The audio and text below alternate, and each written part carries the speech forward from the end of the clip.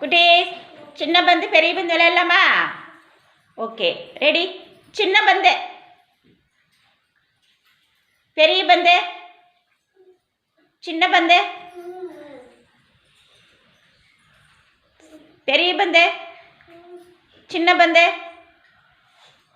சின்ன பந்து கையில் போங்க. சின்ன பந்து பெரிய பந்து சின்ன பந்து பெரிய பந்து பெரிய பந்து சம்யுக்தா போங்க. சின்ன பந்து நஸ்தா பெரிய பந்து